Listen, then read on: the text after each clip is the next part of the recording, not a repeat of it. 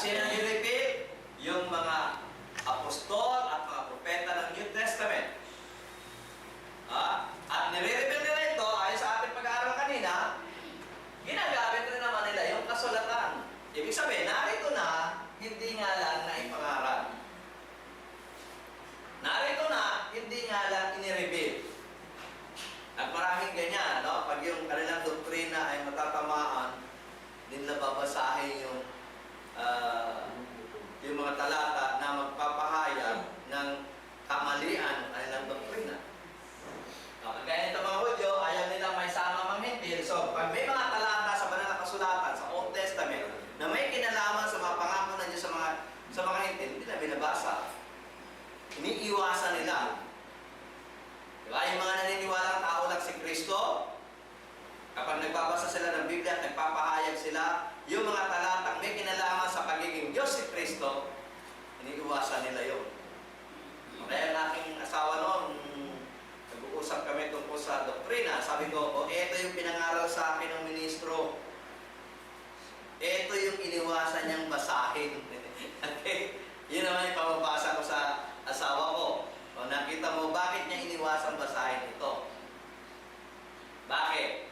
Kasi pag binasa mo ito, hindi na ito hidden. Marireveal na yung kanilang doktrina ay salungat sa doktrina ng Diyos.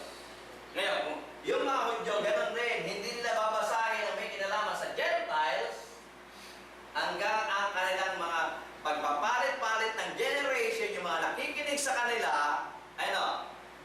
wala nang kabatiran, wala nang alaman sa tunay na plano ng Diyos ng pagliligtas. Nalimitahan lang sa kanila. Kaya nagkasalin-salin ng generation from another generation, another generation, another generation. Yung plano ng Diyos ng pagliligtas sa lahat ng bansa ay naging misteryo. Pero kaya sabi nga ni Apostol Pablo, inire-reveal na sa pamagitan ng ng mga apostol at ng mga propeta. At ang ginagamit nila pa rin ay yung naisulat na ng mga propeta ng mga nakaraang panahon. Okay, which is in other generation was not made known unto the sons of men, and as it had not been revealed unto his holy as it had now been revealed unto his holy apostles and prophets in the Holy in the Spirit. Okay? Sabi doon sa Ephesians chapter 3 verse 6, ito na nga po yung revelation ng mystery. Ano nga ba itong mystery ito? Ang sabi, to wit, that the Gentiles, kaya sabi ng mga Diyos, sila lamang ang tagapagmana. Pero makikita natin ito sa to wit, that the Gentiles are, fellow. Sabi, here. Hindi lang kayo ang tagapagmana ng tipan at pangako at ng pag-asa. Okay? Ang mga Gentiles ay fellow, ano sabi doon? Fellow ears. Hindi lang fellow ears. Ang Gentiles ay fellow members of of the body. People of God rin sila.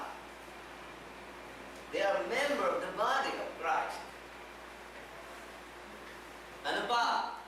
They are fellow partakers of the promise in Christ through the gospel. Ano yung promise in Christ through the gospel? Yung Yung salvation. Kasama rin sila. Hindi lang kayo, pati sila. So, hindi lang mga Hudyo ang kasama sa pagliligtas ng Diyos, kasama rin ang mga Hapon, kasama rin ang mga Amerikano, kasama rin ang mga Pilipino, kasama rin ang mga Inchik, kasama rin ang mga Afghan, at iba't pang mga bansa dito sa lupa.